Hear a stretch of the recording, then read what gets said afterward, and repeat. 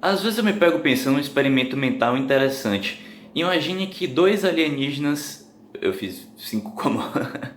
Imagine que dois alienígenas vêm aqui para a Terra e a primeira coisa que eles veem do comportamento humano é uma pessoa lendo um livro. O que é que eles vão comentar um com o outro? Será que eles vão dizer assim: nossa, o que é que ele está fazendo? Ele está encarando aquele objeto ali e está vendo um monte de símbolos e de repente ele começa a sentir um bocado de emoções, ele começa a reagir àquele objeto inanimado. Será que aquele objeto é a chave do controle da raça humana? Será que a gente pode manipular os seres humanos usando aquele instrumento? Vamos lá contar para o nosso chefe a nossa descoberta. Eu imagino alguma coisa meio assim, no sentido de que eu acho muito peculiar o fato que quando a gente está lendo um livro e a gente tem emoções sobre o que a gente está lendo, essas emoções não foram provocadas por ninguém diretamente. Não tem nenhum rosto para a gente sentir empatia, nenhuma gesticulação, nenhuma linguagem corporal, nenhuma voz no nosso ouvido dizendo as coisas, mas mesmo assim, só de olhar para aqueles símbolos a gente consegue sentir várias emoções diferentes. Basta a gente pensar que se uma pessoa não soubesse ler, ela não teria nenhuma emoção sobre aquele livro, que a gente começa a perceber que as nossas emoções elas dependem da nossa interpretação. Não depende tanto do que os outros fazem com a gente ou falam pra gente, e nem do que acontece com a gente, mas sim de como a gente interpreta essas situações. E eu vou dar um exemplo aqui agora para a gente ver como uma situação pode ter duas interpretações muito distintas.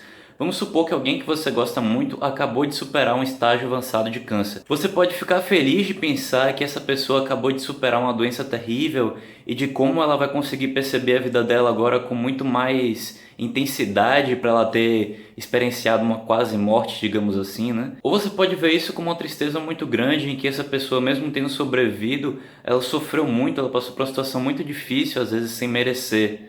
Então veja que a mesma exata situação pode ter duas interpretações completamente distintas. E aí é que a gente percebe o poder que a gente tem se a gente é capaz de controlar a interpretação. Eu não acho que é uma coisa que dá para fazer a qualquer momento, porque a gente tem hábitos de como reagir a certos estímulos, ou seja, condicionamentos de como interpretar diferentes situações. Então não é uma coisa assim que você pode mudar do dia para a noite, mas ao mesmo tempo a gente pode sempre tentar ressignificar uma situação e perceber ela de uma forma que faça a gente se sentir melhor. Porque afinal, se você tiver que escolher entre ficar feliz e ficar triste, por que você não vai escolher ficar feliz, né?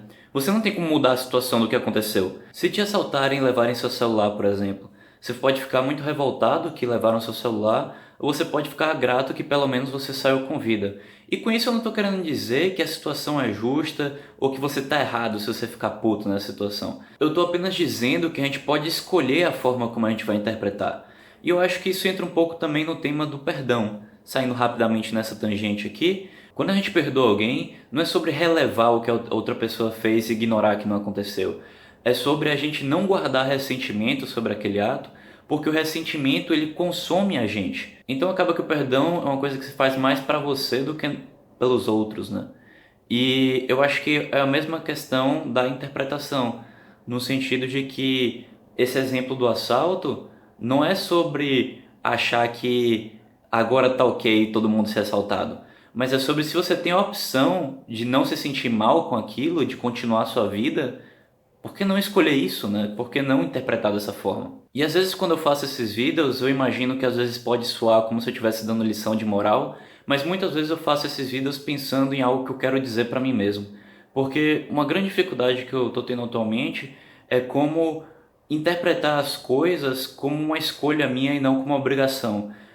Eu vejo a disciplina, às vezes, como uma coisa em que eu me obrigo a fazer certas coisas, quando na verdade eu escolhi todas essas coisas pelas quais eu estou tentando ser disciplinado. E eu sei que isso sabota a minha motivação, porque toda vez que a gente se sente obrigado, a gente não tem mais aquela vontade interna de fazer a coisa. E isso da interpretação diz muito respeito de como a gente usa a nossa linguagem. Eu sempre me pego pensando, eu tenho que fazer isso, eu tenho que fazer aquilo, quando na verdade eu deveria estar pensando, eu quero fazer isso, ou escolhi fazer isso ou aquilo. Então isso é uma coisa que eu estou tentando trabalhar em mim mesmo para eu não sentir escravo das minhas próprias escolhas. É como se eu tivesse me obrigando a fazer as coisas que eu decido fazer, quando na verdade foi uma decisão, eu escolhi aquela coisa. Então é só um detalhe na nossa linguagem que meio que muda tudo. E eu queria saber aí de você, que situação na sua vida você queria mudar a interpretação dela, você queria ver de uma outra forma? Coloca aí nos comentários pra gente interagir um pouquinho, a sua interação me ajuda muito a continuar fazendo esses vídeos, é muito legal, muito bacana. E acho que por esse vídeo era isso, nos vemos no próximo. Até mais!